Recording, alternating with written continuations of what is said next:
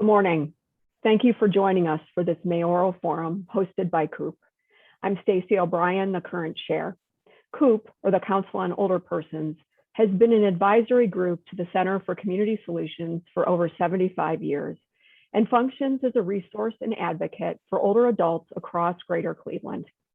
COOP has a membership of about 50 representatives and advocates from the public, private, and nonprofit sectors. Though they did not play a role in organizing today's event, we'd like to recognize the important work of one of our members, the Cleveland Department of Aging. We thank and salute them for the work they do each day for Cleveland's older adults. I have a few housekeeping notes. The event will be recorded and posted on the Center for Community Solutions website. Questions were submitted by residents of Cleveland, as well as those who work with or advocate for Cleveland's older adults. Questions can also be crafted by the moderator, as well as submitted through the Zoom Q&A section. Some questions may be asked of both candidates. Others may be directed to just one candidate. This is not a debate, but rather a conversation to hear the visions and platforms of each of the candidates as they relate to the interests and needs of older adults. Please use the Q&A section of Zoom to submit questions and not the chat feature. As time allows, we will work those questions into the program. We ask that all attendees be courteous to our guests today.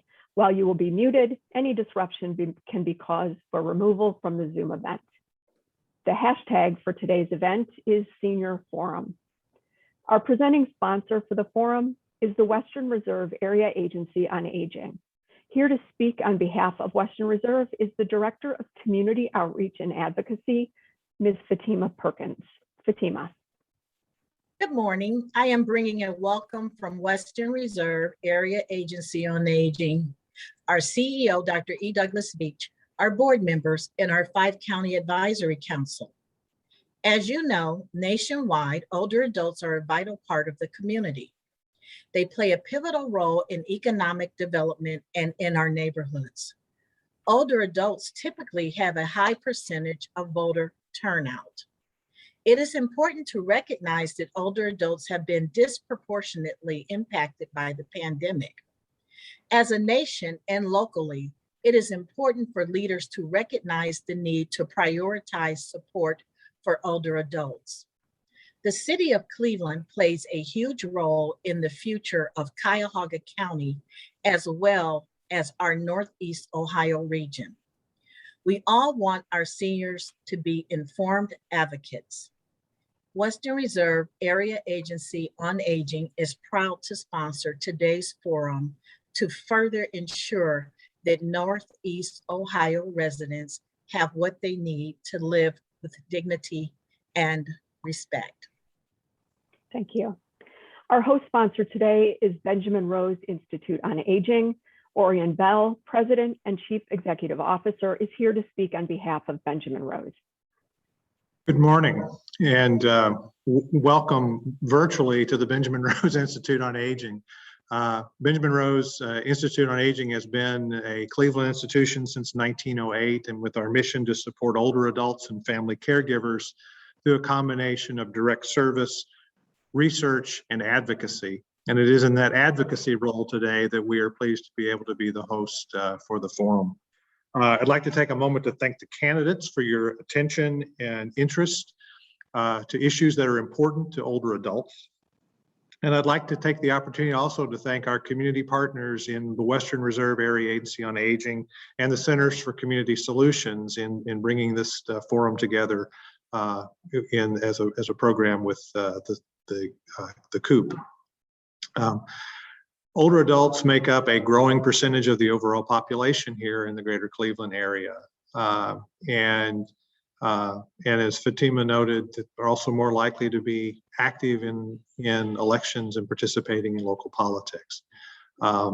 We appreciate the opportunity today to hear the views of the candidates and also to hear the questions and concerns that come from the residents of greater Cleveland. Thank you. I look forward to today's presentation. Thank you. Our first candidate is first because he won the coin toss yesterday. Justin Bibb was born and raised on the Southeast Side by his mom, who's a social worker, and his dad, who was a police officer and firefighter. As a college student, Mr. Bibb worked for President Obama when Mr. Obama was in the US Senate. Mr. Bibb later earned law and business degrees at Case Western Reserve University. Over the last 15 years, he's held positions in local government, business, and the philanthropic sector as an organizer, executive, and nonprofit leader. He launched Cleveland Can't Wait, a nonprofit focused on advancing racial equity and economic opportunity in underserved neighborhoods. Currently, Mr. Bibb works with mayors, business leaders, and community organizations across the country as the Chief Strategy Officer of Urbanova, an innovative startup that leads new initiatives to make cities safer, healthier, and more resilient. Mr. Bibb has 5 minutes to give opening remarks before we begin with questions and answers. Mr. Bibb, thanks for joining us. Well, thank you all for having me this morning, and thank you for putting together this important conversation about how we can build a more age-friendly city across Cleveland. And I've had a front row seat to this issue. As you stated, Stacy, in my bio, my mom has been a social worker for over 20 plus years, and currently right now, she's a case manager at the Western Reserve Agency on Aging. And I've heard her stories day in and day out about the work she's doing to support our seniors. And she just has a huge heart for serving this community. And so to be a candidate for mayor to talk about these issues truly is personal to me. And I want to make sure I do Mama Bibb some justice today in today's forum. And, I'm running for mayor because I believe that now is the time for bold, new, dynamic, visionary leadership to move our city forward. We all know the host of challenges that we have in our city right now. Poorest big city in America, the least connected in terms of the digital divide. Nearly 50% of our children are living in poverty. And when you think about those challenges, if we believe that the same old status quo leadership will allow us to solve these problems, we're sadly mistaken. As we claw our way out of this pandemic, now more than ever, we need a mayor that can unify our city. We need a mayor who can work with not only leaders in the private and nonprofit sector, but also grassroots activists who are doing this work day in and day out. But we also need a servant leader in the mayor's office to ensure we can finally get back to the basics in the city. For me, it's focused on, number one, lowering crime and doing the hard work of reimagining what policing should look like in our city. It also speaks to the importance of having a modern and responsive city hall. I've talked to countless seniors across the city who have to call 4 or 5 departments to get their grass cut. That should not be the case in the city of Cleveland. And then thirdly, public education. We know we cannot grow our city and grow our tax base without a world-class, equitable, and excellent public education system. And the next mayor must be focused like a laser on ensuring that every child in the city of Cleveland has the skills they need to compete in today's 21st century knowledge-based economy. And so I'm excited for the conversation today. I'm looking forward to the thoughtful questions this morning. Thank you so much. Okay, well, speaking of that digital divide, I'm going to combine a couple questions. We had a question submitted and we had an attendee pose a question. Speaking to the difficulty for older adults to reach needed resources and services due to an over-reliance on technology when they lack the digital skills to do so. So I guess our first question would be, what solutions do you propose to address that kind of digital divide for older adults? Well, Stacy, I've given this question a lot of thought because, I've seen my own family members like my grandma, Sarah, who is 92, turned 92 this July. And the fact that if she wants to see her mayor or interact with her government, she has to get on a couple buses or get a ride from me or my uncle to come down to City Hall. To me, that model is completely outdated. As mayor, I want to do a couple things. Number one, I want to provide a front door to City Hall and our libraries where our seniors can have access to the basic city services they need at the grassroots neighborhood level. That's critical. I think secondly, what we saw and experienced during this pandemic is that we have so many information gaps where many people in our city don't know where to go to access basic city services. And, we need to do a better job in the city of working with grassroots organizations and our faith-based institutions to really connect our residents and our seniors to those basic city services, particularly in times of stress. And our CDC partners as well can be a good conduit to that. But I would also say this, when you think about the digital divide, it's more than just connecting families and neighborhoods to the internet. It's also making sure they have the workforce and digital readiness skills to take advantage of what the technology means. And so we need to do a better job of working with community-based organizations to provide that training and upskilling at the neighborhood level so they can access telehealth services, so they can apply for a job online. And the city must be a connector and a conduit to provide that service delivery at the local level in a comprehensive way. Thank you. Joseph from Ohio City says nearly 1 in 4 Americans has a disability. A recent survey shows that 74% of likely voters are impacted by disability. Please share one specific policy that you'd implement as mayor to improve the outcomes and opportunities for Clevelanders with disabilities. Well, I've experienced this since I've been campaigning for mayor. We talk a lot about safety in a public safety context, but when you walk on many of our sidewalks are in disrepair. Many of our streets are in disrepair, and that affects those with disabilities. It also affects many of our seniors.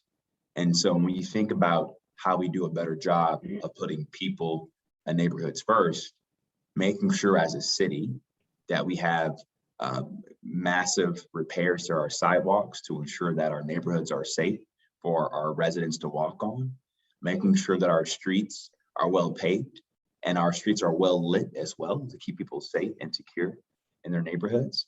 And so I believe modern and basic infrastructure upgrades could go a long way to addressing those needs across the city of Cleveland. That ties in well with another question that was posed by Emily from Detroit Shoreway, and she speaks to the work that the Cleveland Department of Aging did in conducting a needs assessment in 2015 as a part of the World Health Organization's Age-Friendly Cleveland initiative. And that study did show that older adults had difficulty accessing parks because of the disrepair of sidewalks and the concerns about safety. So with 40% of older adults living alone, their ability to be connected to a park and civic spaces is really important to combating loneliness and isolation, especially during a pandemic. Can you talk in a little bit more detail about how exactly you would increase access to parks and improve safety and walkability of the city? Yeah. Well, one of the things I think we really experienced during this pandemic last year was the importance of the quality of your neighborhood amenities, like access to a well-lit, well-programmed public park and public space. And unfortunately, in Cleveland right now, we have massive inequities in terms of what neighborhoods have access to those types of parks. And as mayor, I want to combat that in a couple of ways. Number one, I'm going to instruct my head of urban planning to ensure that every investment and planning decision we make in the city of Cleveland must be made through a 15-minute city concept. That regardless if you're in Mount Pleasant or in West Park, there is a park that's well lit, safe and secure, and well programmed within 15 minutes of where you live. That has to be our North Star in the city of Cleveland. I'd say secondly, decommissioning our parks department was one of the worst decisions we've ever made in the city. And we need to do a better job of working with organizations like the Trust for Public Land, Land Studio, and others to ensure that every park is well programmed, well lit, and is a place where everyone in the community can take advantage of the fabric of urban life, because our parks are essential to that in the city of Cleveland. Thanks. Joseph wants to know how the voices and perspectives of older persons and those with disabilities will be represented in your administration. Well, I truly believe that anyone working in government, particularly the mayor of the city of Cleveland, their decision making must be grounded in the lived experiences of everyday people. And as mayor, I'm going to execute on that commitment through a couple of ways. Number one, I'm going to make sure that every board and commission, every cabinet position, and everyone working inside City Hall is a reflection of our diversity and the lived experiences of our residents. There are great examples of how to really measure this comprehensively. You see in the city of Minneapolis, where they do a comprehensive representation audit around diversity inside their administration to ensure that the government is a reflection of the city. And I'm going to have clear targets and mandates around that as mayor, not only inside my administration, but in the transition process to ensure that everyone and everyone's voices are around the table making those decisions. Thanks. Julie from downtown asks, what specific programs will your administration support that improve the lives of older adults across Greater Cleveland who are living with chronic health conditions like HIV/AIDS, heart disease, and diabetes? Well, the first thing we need to do is allocate more funding to our current Department of Public Health. It's a shame that we spend less than 2% of the entire city's budget on public health. And we've seen missed opportunity after missed opportunity of going after grants related to HIV and AIDS and other healthcare issues because of the lack of leadership and the lack of resourcing we have in our Department of Public Health. So that's the first thing. Secondly, I think that the city of Cleveland should do a better job of partnering with our county Department of Public Health to address many of these health disparities, as well as more coordination between the city's Department of Aging and the county's Department of Adult Protective Services. That's essential. And then thirdly, I think it's critical that we truly make sure that all of our basic city services are of quality for all of our residents. Right now, if you wanted to really measure service quality, you don't know where to go to, at the city level or at the ward-based level. So having clear performance-based metrics where residents can understand how is service quality going, what's working, what's not working, needs to be a key operating principle of how we run city government day in and day out. What do you envision the role of hospitals to be in the well-being of the city and its older residents? We tout Cleveland being this healthcare mecca. And don't get me wrong, we have many great resources in the clinic and Metro and UH, et cetera. But I think there's more work we can be doing, particularly to address healthcare disparities. I think we got to get beyond just showing fancy numbers when you see charity care figures being released every year, but how are hospitals, making sure that people of color that live in those neighborhoods where they're located are getting access to jobs and opportunities? How are we making sure that we are making better investments in preventative health measures? Because if you can get ahead of some of these issues, it's going to lower healthcare costs long term. And I think the mayor must be a convener and someone who can do a better job of collaborating with leadership inside these hospitals to think differently about public health at the local level to ensure we're using every resource as much as possible to address these health disparities in the city. Thanks. Can you talk for a few minutes about how you intend to go about picking your cabinet? Will you go back to the well, or will you look for different people? Well, listen, I'm running because I think that the culture of City Hall is broken, and we cannot afford more of the same, and the more of the same in terms of status quo leadership. And I intend to look locally, but also far and wide nationally for experts in public finance, for experts in public health, for experts in urban planning to serve in my cabinet and my administration. And there is a wealth of knowledge that exists in our community. Some folks that have worked at City Hall in the past that are leading foundations or leading other companies or working at the grassroots level that I think would serve well in a Bibb administration. And I'm also going to make sure that I get comprehensive feedback from residents and members of the City Council and other key stakeholders on what kind of cabinet they want to see in a Bibb administration. Could you define your vision of unity and why that's one of your priorities? Yeah, you know, you see this all across the city, and I've certainly seen it over the last 9 months since I've been running for mayor, that everyone believes that there's a lot of division.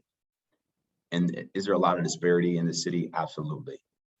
There's vast amounts of disparity. But the one thing I believe that unites many of our residents is a couple of things. Number one, many of the residents want to have a mayor that's going to give them a pride in their city once again. That's critical. But also a mayor that's going to be a fighter day in and day out for our residents.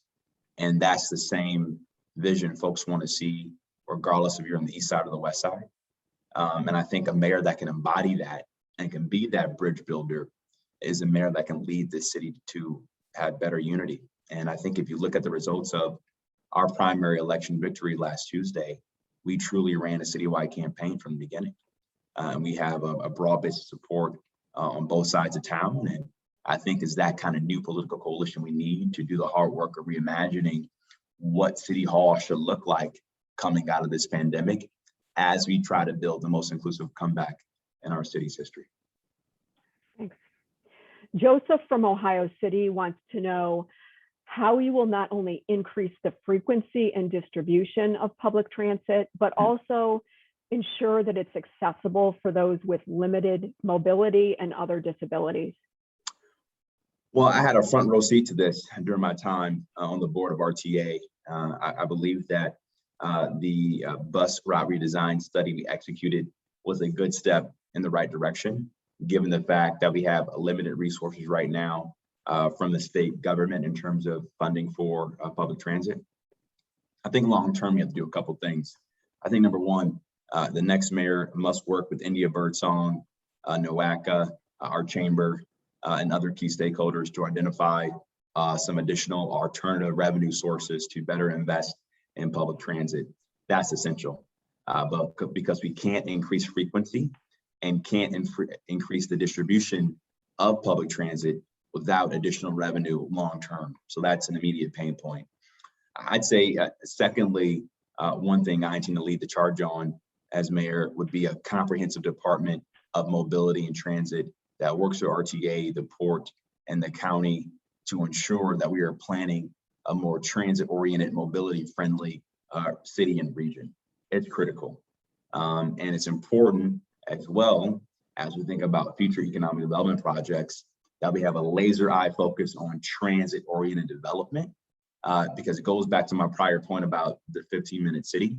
In many cases in this city, you can't get to a good job within 15 minutes because you don't have good affordable transit that's coming on time. That's critical. So making sure we're enticing employers to co-locate in the city that's tied to good public transit is essential to get our community back to work coming out of this pandemic. Okay. Terry from Wade Park asks, how do you and your administration plan to help aging residents with large tree management and home repairs and renovations so that they can age in place? Well, this goes back to the important policy plan I talked about in terms of having a modern and responsive City Hall. We need to make sure that our departments are collaborating and working together to be more responsive to our residents. We also need to do a better job of ensuring that we have the right resourcing in place to get these trees cut down and in the right waste facilities when they need to be cut and well maintained and managed. And making sure that we have that transparency is critical to ensure we're providing high quality basic city services. Okay, last question. You've done a lot of work in racial equity and improving the well-being and safety and general health of cities. Can you talk a little bit about the specific skills you will bring to mayor if you're elected that will benefit older adults? A couple things. I think number one, for over 3 years during my time at Gallup, I had a front row seat on how to help mayors better use resident voice and data to improve the operating model of city government. That experience will help me on day one to truly be an operations mayor, to enhance service quality that will better support our seniors. That's critical. I think secondly, my lived experience is critical to this. As I said before, I've had a front row seat to the challenges that many of our seniors face due to my mom's service as a social worker. Before my dad passed away, I was his primary caregiver. And I saw how hard it was for my father and myself, as someone who's well educated, to navigate all these benefits that are out there, and you don't know who to talk to sometimes. And so it's important that we have a mayor who understands some of these challenges personally, but also who has the executive and business acumen to understand how to navigate these systems and identify real, tangible solutions that we can execute on day one to move our city forward. Thanks. And actually, sorry, I'm told we have time for one or two more. Okay. So my next question is, depression, anxiety, and other mental health diagnoses are not a normal part of aging. Despite this, many older adults suffer with mental health and addictive disorders, yet these often go underreported and undertreated. What initiatives will you put forward to improve identification, reporting, and treatment of older adults with mental health and addiction disorders? Well, Stacy, I think one of the first things we should do is more mental health awareness campaigns across the city. I know this is an issue in the Black community where, it's hard for us to be honest about some of these mental health issues. And I think, the city can be a champion in leading more public awareness campaigns about the importance of diagnosing your mental health issues, about seeking help, seeking counseling, and seeking treatment. I think that's paramount. I'd say secondly, we need to do a better job of investing in comprehensive mental health clinics inside the city of Cleveland. The fact that we don't have one comprehensive mental health clinic in the city of Cleveland, I think is a travesty. And, it's easy for us to invest and build new prisons, but what about mental health facilities that can address these issues? That's critical. And then thirdly, we got to start young. We know that inside CMSD, and I'm going to the state of the schools after this forum here, you have some of the highest teen suicide rates in America inside Cleveland Public Schools. And I'm really excited to work with the CEO to think about, can we start to have more wellness programs and mindfulness programs early on in school to teach our children the importance of mental health and maintaining their mental well-being as they move up towards life. That's critical. Okay, this is the last question. Many older people live in areas of high crime. How will you improve safety? Well, as a son of a cop, this is personal for me. I've had to bury too many family friends due to violent crime that we've seen in the city. I want to do a couple of things as mayor. Number one, to lower crime, we need a better deployment of our current officers. Right now, only 51% of our cops are walking the beat. The other 49% are in desk jobs. That makes no sense. I want to have 70% walking the beat, doing the hard work of community policing. Secondly, we need to have better pay for our officers. We're losing many of our officers to other departments across this county, and we got to pay our officers more to make sure they stay inside our department. Thank you. Justin Bibb, thank you very much for joining us today. Thank you for having me. Take care. I'd like to welcome current Council President Kevin Kelley, who lives with his wife and 5 children in Old Brooklyn. He's a graduate of Marquette University, where he earned a degree in economics. He holds a master's degree in social work from Case Western Reserve University and graduated from the Cleveland Marshall College of Law. He's a member of the law firm Porter, Wright, Morris, and Arthur. Council President Kelley was first elected in 2005. In addition to his current role as council chair, Councilman Kelley also serves as chairman of council's Finance Committee and its Rules Committee. He serves on the Operations and Mayor's Appointments Committees as well. During his public service, Mr. Kelley has engaged in efforts to reduce infant mortality and lead poisoning, improve job training, and improve access to city services. Council President Kelley has 5 minutes to give opening remarks. Thank you, Stacy. It's an honor to be here, and I know many of those on the panel and many of the participants for the years that I've been working in the neighborhoods in the community. And prior to being a member of Cleveland City Council, I was a licensed independent social worker, and I dealt with all of the agencies that are represented.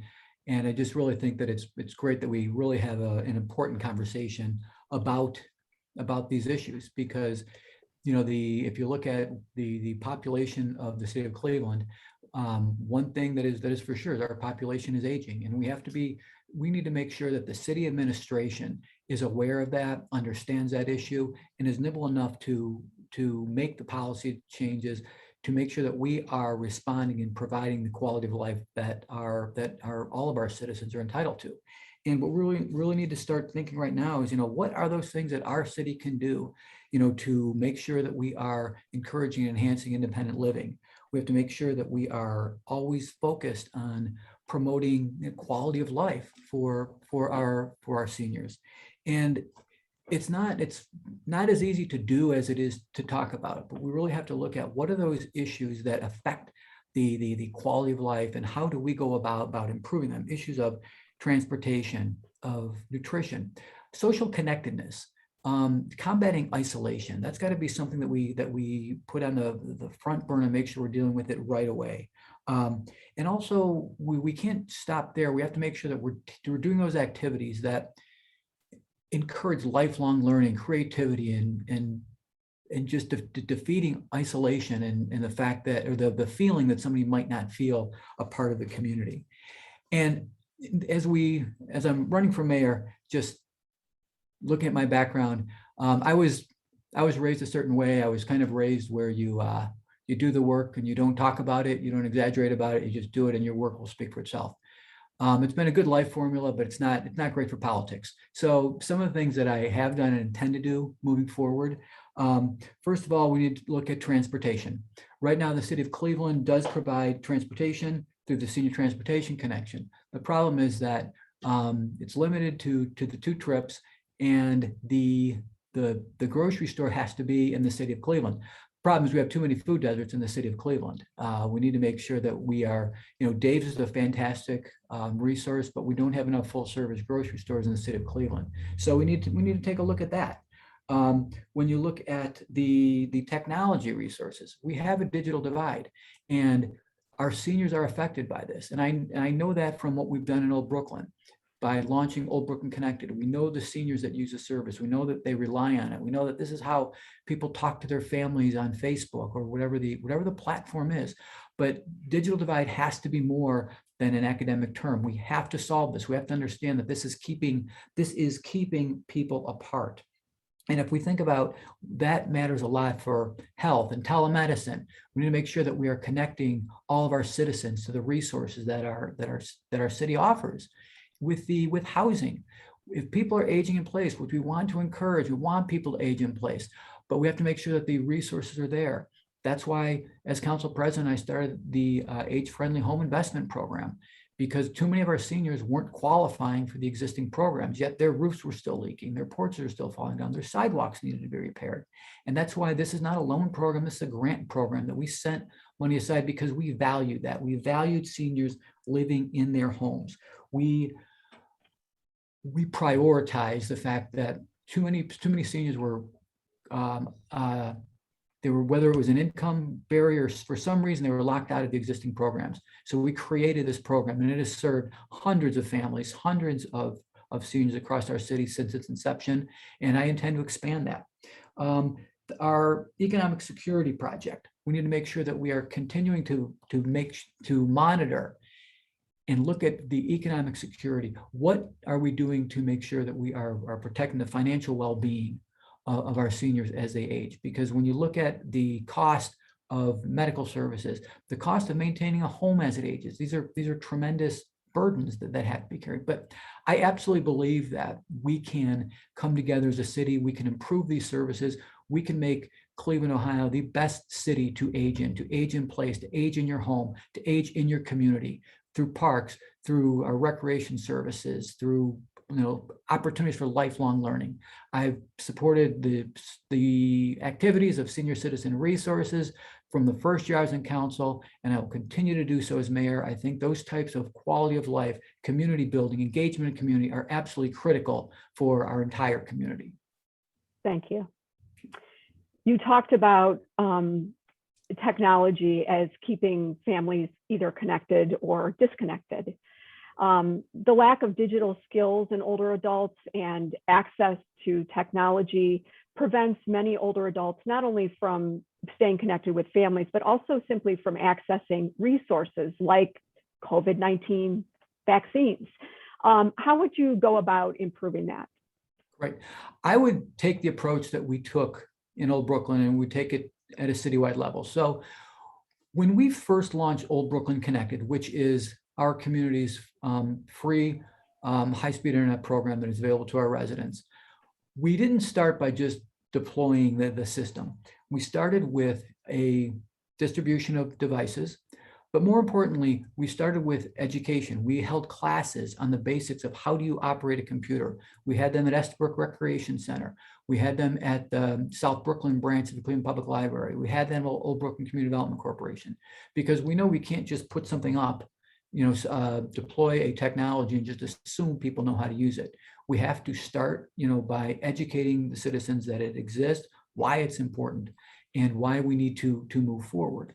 I think that we have learned so much from Old Brooklyn Connected that we have a citywide model that we can rely on. We have a citywide model that we can deploy.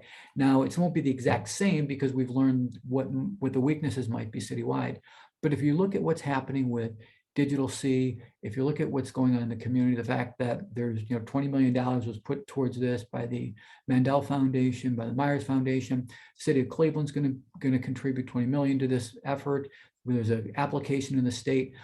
There are enough models out there. If you look at cities that have done this, if you look at Chattanooga, Tennessee, if you look at Riverside, California, if you look at Minneapolis, there are plenty of models to that. We just need the will and the money. With the broadband with the ARPA dollars. Now we have an opportunity. Now we can stop talking about this and we can finally do it. And we need to do it quickly, because every minute that goes by is a minute lost, because people's health depends on doing this.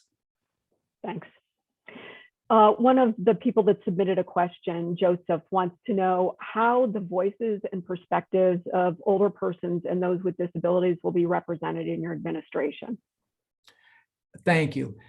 Every voice will be represented in my administration, every voice in the city of Cleveland. And to be specifically responsive to the question, the best way to have a voice is really through the Department of Aging, making sure that has ample opportunities for participation, for public engagement, and a lot of the things that have taken place over the years. The Senior Day celebration that is put on every year, the outreach to organizations such as Senior Citizen Resources in Old Brooklyn, the outreach is going to be there. The portal will be there so that every older American, every older person in the city of Cleveland has absolute access to my administration and when I'm mayor. Thanks. Depression, anxiety, and other mental health diagnoses are not a normal part of aging. Despite this, many older adults suffer with mental health and addiction disorders. Yet these often go underreported and undertreated. What initiatives will you put forward to improve identification, reporting, and treatment of older adults with mental health and addiction disorders? Thank you. This is a very important question to me, and it really reflects on my lifetime of work. As I said, I was a social worker for many years before I was a mental health social worker, many years before I was a councilman and before I was a lawyer. And the first thing we really need to do, you mentioned underreported. As much as there seems to be some growing acknowledgement, there's still stigma associated with mental illness. And we have to continue to battle that. We have to continue to do that through public education. We have a senior outreach, kind of a reverse 911, where we can reach out to our senior population. We need to make sure that we're in our wellness visits. The mental health component of an individual has to be a part of every wellness check, every wellness call, because, sadly, too many people do not report this. And I believe it has to do with the fact that we as a community have not done enough to relieve the stigma associated with mental health disorders. It's unacceptable. People are suffering in silence, and we need to recognize that people are needlessly suffering in silence. We need to open up the conversation. We need to make it a part of every well visit, every call, every outreach that we do, so that we are not ignoring this very painful but prevalent condition that affects too many of our seniors. Thank you. Could you talk for a few minutes about your plans for choosing your cabinet? Yes, we are going to have the best and the brightest minds to lead the city of Cleveland. I, as mayor, will not be able to do it myself. I will rely on subject matter experts. I will rely on those that know how to manage, run big departments and understand what it is. I'm going to, the pool of applicants, I think that we need to look, far and wide. There's plenty of people in the community that can do these jobs, can be good directors, can be good chiefs. They may not be in government right now. They may be private sector. They may be in the nonprofit sector. I'm cautious of national services because they never seem to turn out the way we hope that they will. I think that there is enough talent locally. I think that there's enough people right here in Cleveland, Ohio, where we don't really need to go too much further to find the best and the brightest, the people that care about the city of Cleveland. Because regardless of how good an administrator you are, regardless of what your skill set is, if you don't have that Cleveland vibe, just loving the city and making sure that you're waking up every single day to do your best for the residents of this great city, nothing else really matters. When I used to hire, when I was a social worker, when I was looking to build a team for the social workers that I would hire, it was really the intangibles of the resume, that there was some demonstration in their past that they just cared about people, that they just cared about the mission. And so we're going to start with, do you love the city? Do you care about the mission? That's a baseline test. Then we're going to the next level, which is, can you run a department? Can you manage the budget that you have? I mean, I just remind people, Cleveland is a $1.8 billion entity with 7,500 employees. This is you look at any one division, whether it's water, whether it's CPP, whether it's Department of Health, whether it's recreation, any one of these is a challenge. And to be managing all of those, you've got to get the right people. And that's exactly what I intend to do. Thanks. You've been on council since 2005. If you're elected mayor, what are the top 2 problems you consider most pressing for older adults? And what are your plans for changing the circumstances in a couple of those areas? Right. So I have to start with just the notion of safety. This is not specific to older adults, but it's common to everyone. We need to make sure that people feel safe in their homes. People feel safe to walk on their sidewalks and their streets, to go out in the community. If we do not get safety right, we will not get anything right. And so we've got to start there. So that is one. You asked for 2. The second one is, many of our older citizens have much of their wealth tied up in their home, involved in their home. That's where they keep their wealth.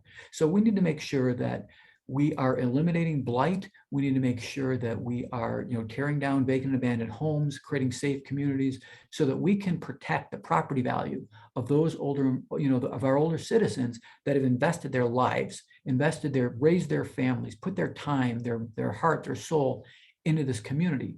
We can't have that lifetime of investment, that lifetime of work be wiped out because of disinvestment around them. We need to use the dollars that are available to us now to take down vacant abandoned houses, to eliminate blight, to beautify our communities, to make sure that every neighborhood is clean, safe, and bright. Emily from Detroit Shoreway submitted some comments and reminded us about the Cleveland Department on Aging needs assessment that was done in 2015 as a part of the World Health Organization's age-friendly initiative. And the assessment identified the problem with safety and the disrepair of sidewalks and streets, making it very difficult for older adults to access transportation or parks. And especially when we think about the pandemic and the need to get outside and be with others to prevent loneliness and isolation. We know that 40% of older adults live alone. So making these connections is critical. Could you talk about your specific plans to improve the walkability of the city and the safety of the community in which older adults are likely to travel? Absolutely. Let me start with what we have done already and the direction that we need to continue to go, and we need to accelerate this direction. In part using this report and other information and the fact that we just weren't getting there. One of the first things I did as council president is come up with a formula and a strategy whereby we would be reinvesting in our streets.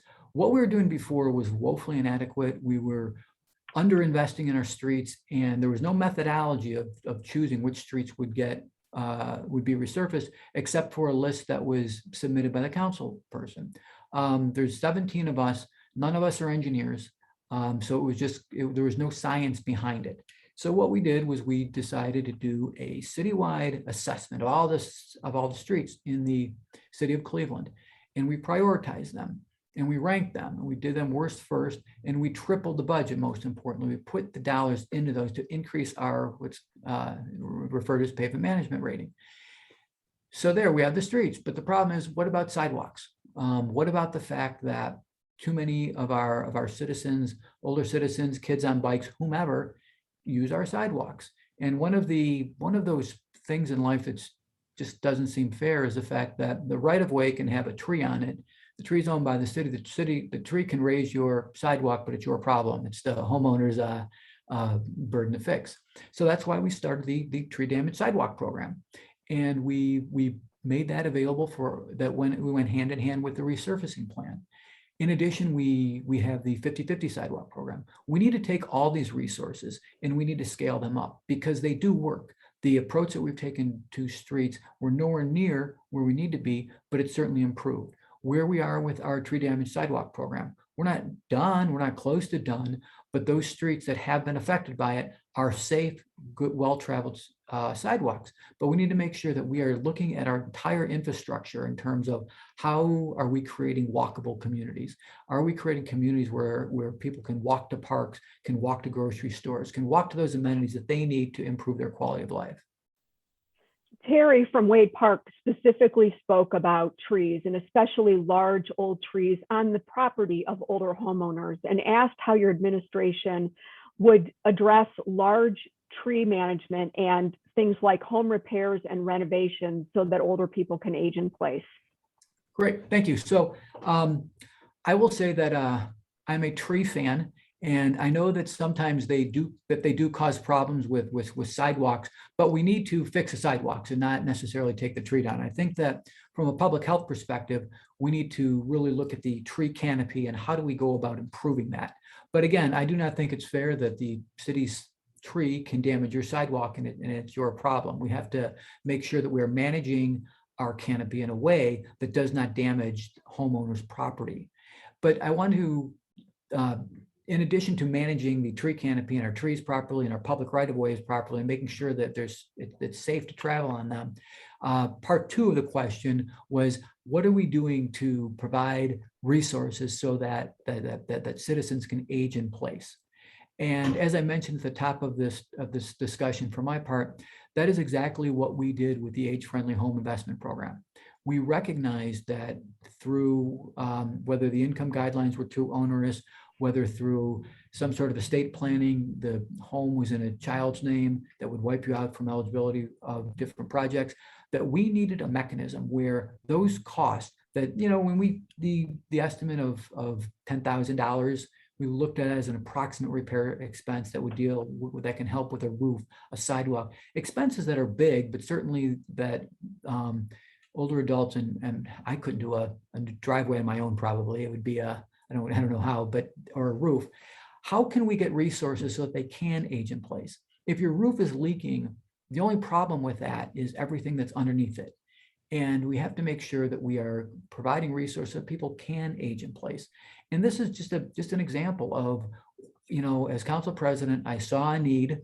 I collaborated with people, and we came up with a solution. And we didn't just put the money into it. We sat down and we came up with eligibility criteria. We made the conscious decision to put this in Department of Aging and not Community Development, so the money can get out the door faster. But the change is hard. Talking about change is easy, but when you're actually putting together resources and making sure that we are providing for the needs of our citizens and changing the way things are, it's not as easy as just having an opinion. The Age-Friendly Home Investment Program is just one such example of what we as a city can do to provide services to our seniors so that they can age in place, and they can, that their investment that they've invested their lives in will be protected. Joseph from Ohio City wants to know, how will you not only increase the frequency and distribution of public transit, but also ensure that it's accessible for those with limited mobility and other disabilities? Thank you. So right now, the services that are being provided by Greater Cleveland RTA are not serving the needs that our older citizens have. There's just not enough service, and it costs too much. I think if we want to really look at this, we have to find a way to fund the senior transportation connection type of arrangements. But we can't, again, the limitations to that program, it's 2 trips a week that you can go to a doctor outside of the city of Cleveland, but that your grocery store personal has to be within the city of Cleveland. I think we need to take a look at that. I think it's got to be, what is in the best interest of the person who needs the service. And that's got to inform the policies of where it is. I think it would not be wise to hold our breath and wait for RTA to solve this. I think we need to solve it ourselves. And I think the best way that we as a community solve it is putting resources to the Senior Transportation Connected. There's other services that can provide the service that we can get done quicker, that we don't have to wait years for implementation, that we can start now. RTA just has not stepped up on this issue. Thanks. Could you please share some of your key insights and lessons learned from your Jesuit volunteer service years ago, and how you would apply those to your service as mayor if elected? Yes, I was a member of the Jesuit Volunteer Corps my first year out of college. And, what I learned was really what it is to, I grew up in a way where, we had needs. We were on public assistance. My father died when I was young, and I thought I knew a few things, and maybe I knew a few, but to really interact with, to get to know, to build a relationship with somebody who was in a food line for a meal program, to build a relationship with somebody that is lining up just to get food. What I just realized is that, we always have to keep in mind and in front of mind that everybody's the same. But for a few changes, that could have been my family, but for, just a few small incidents that happened, that could have been me, that could have been my family. People's circumstances are challenging, and we can't judge how somebody ended up in the situation they are. And I think that we as a community all too often will judge people based on their situation. Everybody seems to have an opinion about why people are homeless, but nobody is really asking them. People have an opinion about, why somebody's not earning more income or living a certain way, but we don't know anything about their life story. We don't know about their history. And I think it's just really, what I learned is just that, anything can happen to any one of us and put us in a very difficult situation. And every policy that we do, every law that we pass, every action that we take as public officials has to be through that lens, is that every citizen in this city counts. Everybody comes to the city, everybody comes to the table with their own experiences. We can't judge them. We just have to care about one another in this town. We have to build a town that is caring, that puts our arms on everybody and moves the city forward. Thanks very much. That was our last question. Council Okay. President Kelley, I want to thank you very much for being here today. Thank you. Before we close, I'd like to remind you about some important deadlines for the November 2nd election. October 4th is the close of voter registration. October 5th is the opening of early in-person and vote by mail or absentee voting. And election day is Tuesday, November 2nd. Polls are open 6:30 a.m. to 7:30 p.m. There is provisional voting available at the Board of Elections. Again, I'd like to thank candidates Bibb and Kelley, as well as Western Reserve Area Agency on Aging and Benjamin Rose Institute on Aging. Thank you very much for joining us for this forum. Have a good day. Thank you.